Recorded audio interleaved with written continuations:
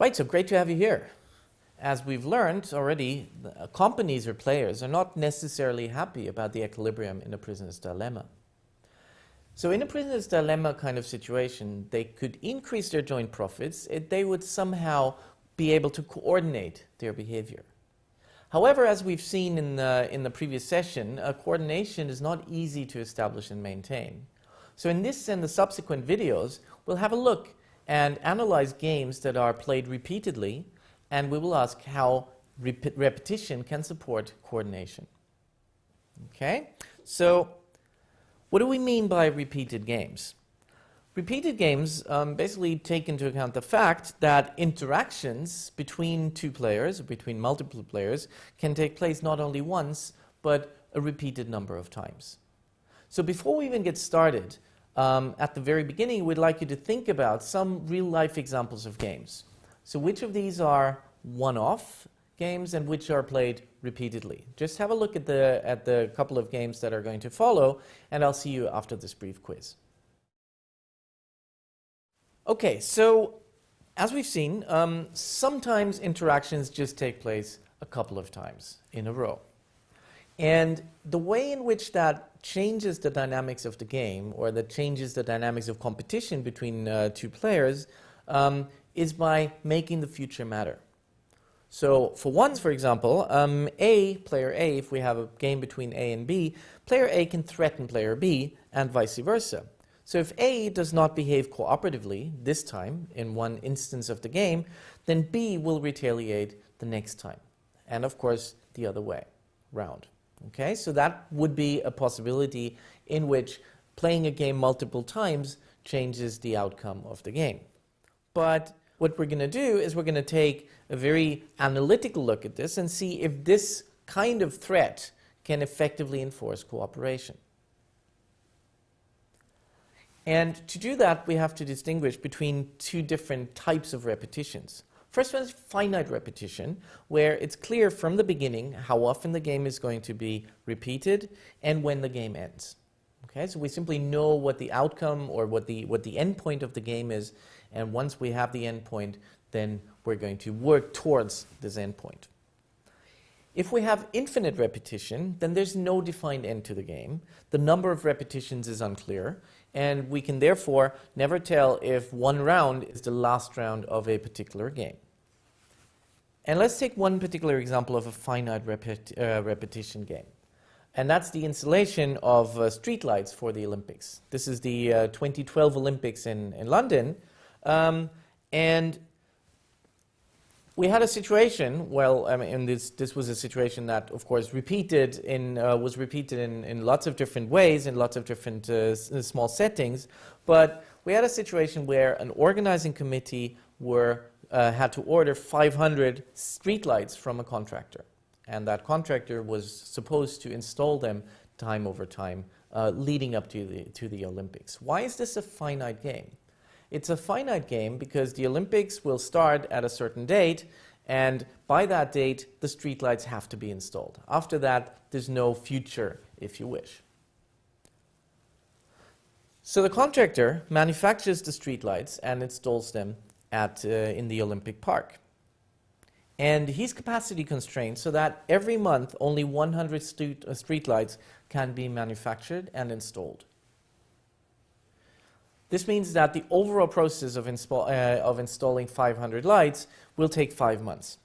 Okay? And we can think of this as a game that's repeated 5 times. Right? It's the same game over 100 streetlights, just playing it 5 times, and it's over after the 5th iteration. So 1 month before the Olympics start, all streetlights will have to be installed. So we're going to take this into a game setting, and keep in mind that whenever we put up the numbers, these are fictitious numbers. They're not necessarily reflective of reality. So what are the actions that our two players can take?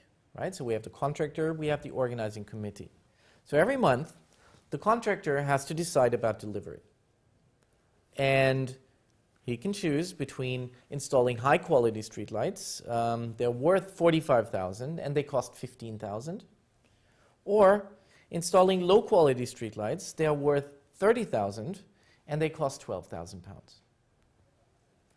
The organizing committee will also have two strategies at their disposal. They can decide if they want to pay the agreed price of 30,000, so that's the price that they initially had agreed with a contractor, or if they negotiate the price down to 20,000.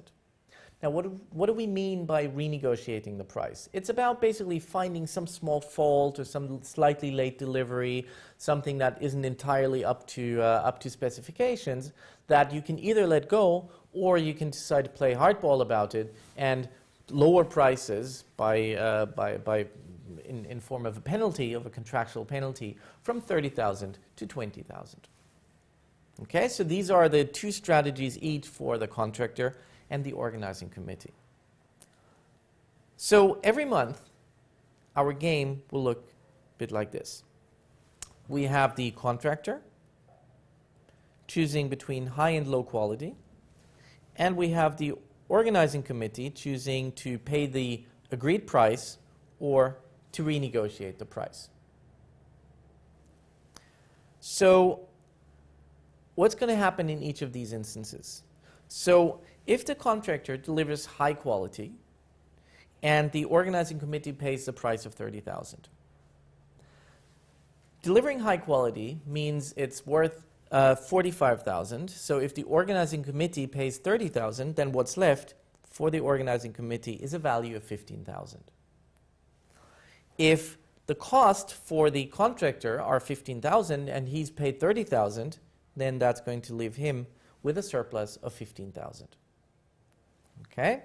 And by the same token, if the contractor delivers high quality and the organizing committee simply pays a lower price, then the payoff for the contractor is going to be 5,000. The payoff for the organizing committee is going to be 25 because they negotiated the price down to 20,000, which leaves them with 25,000.